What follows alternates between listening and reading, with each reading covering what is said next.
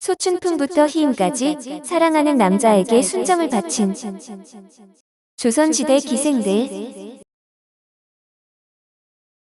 조선 영조 때 순창 기생 분영이 신돈복에게 기생이 많은 남자를 접해도 대개는 마음에 없이 몸만 주는 것이지요. 기생도 정말 좋아하는 남자를 만나면 순정을 바친답니다 라고 한 바 있습니다. 세종실록의 소양비가 사적 민서의 기생첩이 되었지만 다시 이조 정랑 이영서와 간통했듯이 첩이 되어서도 난잡하게 음행을 저지른 기생들이 있었습니다. 대동기문에는 인조 26년 김모 평안병사의 기첩이 고을 수령 정호신에게 정을 둔 사건도 있어 첩 노릇을 하는 기생에게는 반드시 정부가 있다는 말이 괜히 생긴 것이 아닐 것입니다. 세상을 덮을 만큼 미모로 이름이 알려진 한양기생 소춘풍은 효령대군의 아들 이정의 첩이 된 적이 있지만 최국광의 첩이 되기도 했습니다. 그러나 자신을 사랑하던 사인 이수봉을 끝까지 잊지 않고 있었고 그에 대한 그리움과 의리를 저버리지 않았는데 소춘풍이 죽자 최국광은 선영의 장사를 지내주기도 했습니다. 개서야담에는 이런 이야기도 전하는데 조선 중기에 노진이 남원에서 살 때 일찍 부친을 여의고 가세가 빈곤해 결혼 비용이 없었는데 모친의 권유로 할 수 없이 선천부사로 있는 당숙부를 찾아갔습니다. 그러나 성문도 열어주지 않아 방황하던 중에 어린 기생의 도움으로 당숙부를 만나기는 했지만 지나친 냉대 속에 즉시 나와버렸습니다.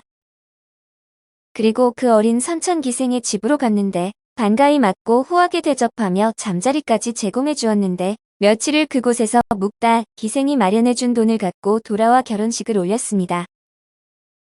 노진은 그 뒤 과거의 급제의 관서지방을 순시하던 중 그때의 어린 기생집을 찾아갔는데 기생은 전날 노진과 인연을 맺은 후 절에서 수절을 하고 있어 노진은 그녀를 만나 함께 살았다고 합니다. 19세의 성천기생 김부용은 가난한 선비의 외동딸로 태어나 어릴 때 부모를 잃고 기생이 되었는데 1831년 77세의 김희양을 만났습니다. 평양감사의 임기를 마친 김희양은 호조 판서에 제수되어 다시 한양으로 가야 했는데 이별 상황에서 김희양은 직분을 이용해 김부용을 기적에서 뺀의 양인으로 만들고 첩으로 삼았습니다. 김부용과 김희양은 15년을 살았는데 나이 차이가 문제되지 않았고 사랑하고 존경하던 김희양이 죽자 그녀는 외부와 교류를 끊고 남편의 명복만을 빌며 16년을 더 살다 죽은 후에 남편 무덤 앞에 묻혔답니다. 조선 중종 때는 청주기생 춘절이 성리학자 성재원과 잠자리를 같이 한 것도 아닌데 2년 만으로 수절을 했고 황주기생 유지도 대학자 이율곡과 동침한 바 없이 율곡이 죽은 뒤 3년 동안 상복을 입었습니다. 이 밖에 기생 출신 애양도 부산첨사 정발의 첩으로 임진왜란 때 몸을 피하지 않고 남편을 구하기 위해 적진으로 뛰어든 의로운 기생이었습니다. 광해군 때 평양기생 동정월은 기생이 비록 천한 몸이지만 마땅히 한 남편을 섬기며 일생을 마쳐야 한다고 생각했습니다. 비장이나 책실들이 그녀의 자색을 흠모한 나머지 형벌을 가하고 부모를 가두기까지 했지만 끝내 순결한 마음을 바꾸지 않았다고 합니다. 부모가 여러 번 남편감을 구했지만 스스로 고를 것이라고 주장해 가난한 노총각을 남편으로 맡고 남편과 함께 상경해 서대문 밖에 술집을 차려 장안 제1의 색주가로 만들었습니다.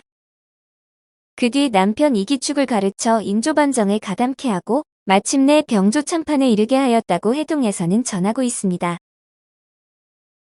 영조 때 정승을 지낸 조문명이 동지부사로 연경에 가는 길에 안주를 지나다 여러 고을 수령들과 백상로에서 잔치를 벌였는데 참석한 어린 기생은 겨우 12살이었지만 재주와 용모가 뛰어났습니다. 조문명은 그녀를 사랑해 갖고 있던 부채를 건네주고 떠났는데 그 기생은 부채를 받은 뒤로 수절하기로 맹세하고 많은 유혹과 협박에도 불구하고 처녀로 살았답니다. 조문명은 그녀의 행실을 가상히 여기고 사신으로 갔다 돌아오는 길에 데리고 올라갔다고 금계필담에 전하고 있습니다. 영은기생 소춘풍은 궁궐잔치에서 시를 잘 지어 성종으로부터 엄청난 하사품을 받고 이름을 천하에 떨쳤습니다. 성종의 은총까지 입으며 사랑을 나누던 28세의 소춘풍은 38세를 일기로 성종이 승하하자 머리를 깎고 중이 되었다고 오산설린 초고는 전하고 있습니다. 또한 성종 때 재상 이영근과 이곤이 같은 기생과 정을 통하고 서로 쟁탈하는가 하면 명종 때 유님의 기첩 옥매양을 두고 인백령이 다투는 일도 있었습니다.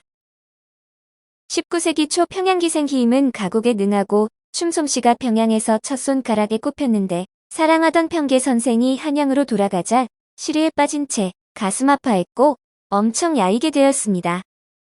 3년이 지나 선생이 다시 부임하여 전날의 인연이 이어지게 되었는데 1년 조금 넘어 선생이 다시 돌아가서는 기약한 때가 지나도 오지 않았다고 합니다. 그녀는 평계 선생 얘기만 나오면 긴 한숨만 토해낼 뿐 눈물이 그렁그렁해서 그녀가 선생을 얼마나 사랑하는지 알만했다고 녹화잡기는 기록하고 있습니다. 1923년에 평양 출신 기생 강령화가 23세에 음독자살한 사건은 너무나 유명한데 서울에 올라와 기생으로 이름을 날리던 강령화는 대구 부호의 아들 장병천과 사랑에 빠졌습니다.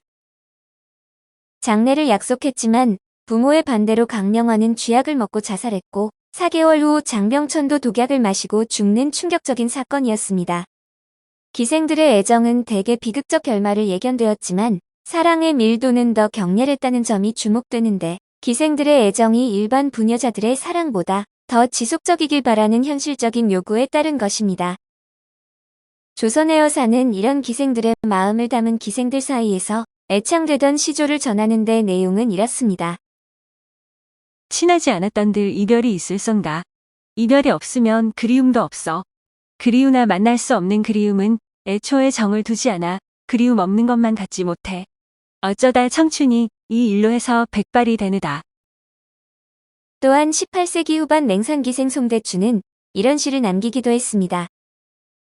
님이 가신 후에 소식이 돈절하니 창밖에 앵도화가 몇 번이나 피었는고 밤마다 등하에 홀로 앉아 눈물겨워 하노라. 기생은 자유롭게 사회활동을 할 수 있어 남자들과 접촉이 불가피했고 이에 순진한 사랑은 슬픔으로 이어졌으며 믿고 의지하며 정절까지 바친 남자들은 약속을 지키지 않고 떠나 슬퍼하지 않을 수 없었습니다. 오늘은 소춘풍부터 희임까지 사랑하는 남자에게 순정을 바친 조선시대 기생들이었습니다.